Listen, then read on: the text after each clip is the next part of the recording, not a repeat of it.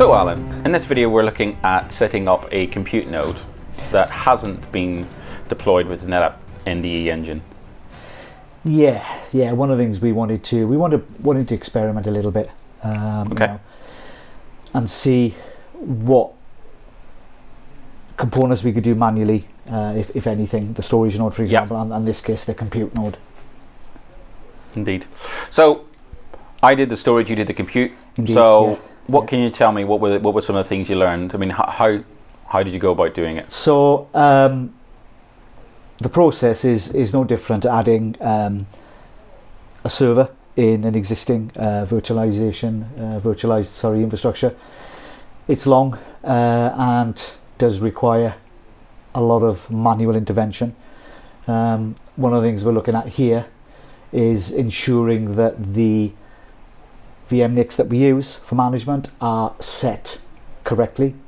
I've actually got an existing compute node on the left hand side, and on the right hand side here we've got the new node that I was deploying. So I basically had to log into the ESXi console and make sure that it was using the right VM NICs for management. What other changes did you have to make? That's a really good question. There were a lot of changes, I have to say, and again, it's no different. What, you mean it doesn't come the way you want it out of the box? No, unfortunately not. No, as I discovered, as I've said, it's just like deploying a server into an existing infrastructure. vSwitches. Okay. You have to create those, make sure the naming convention is correct, using the right VM NICs again within those virtual switches. And VM kernel ports, I suppose. VM kernel ports, absolutely, yeah. Making sure that you've got the relevant IPs, adding the VLAN tags where needed, which I had to do as well. Was it any quicker? Oh God, no, it wasn't at all. No, it was a lot slower than the original process we went through using the NDE. The NDE was so much easier. Right. It did everything for you. And then I suppose you need somebody to check it to make sure that it's the same. Yes, you need a second pair of eyes. Thankfully, you supplied that for me. And yeah, pointed out what I made some spelling mistakes. But which is what the NDE is trying to avoid. Absolutely, it takes away that human error. Yeah. And it does it really well. So are there any gotchas? So there's no gotchas, to be fair, just things you need to make sure that you double check and confirm. Okay. For example, as I mentioned, by default it selects VM NIC 0 as its management interface. You need to change that so that you're using the correct VM NICs, and you do that from the console. That then allows you to jump onto that individual node, as we can see here, via a web browser.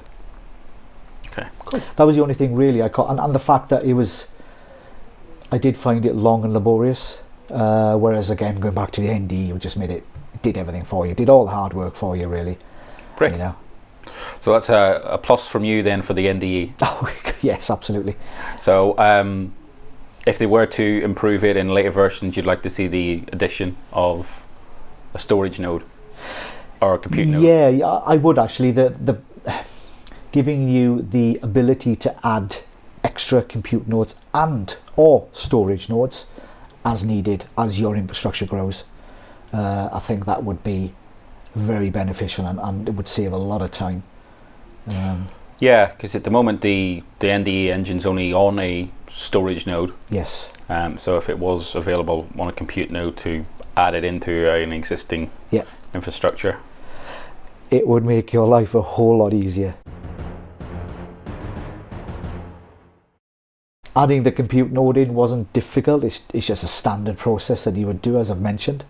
But it did take a while, whereas the NDE was very, very simple. Fill in the relevant boxes, continue, and away you go.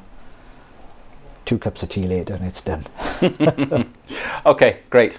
Well, hopefully that's been informative for you as it was for me. We've got some more videos coming up, so please stay tuned. Thank you. Bye.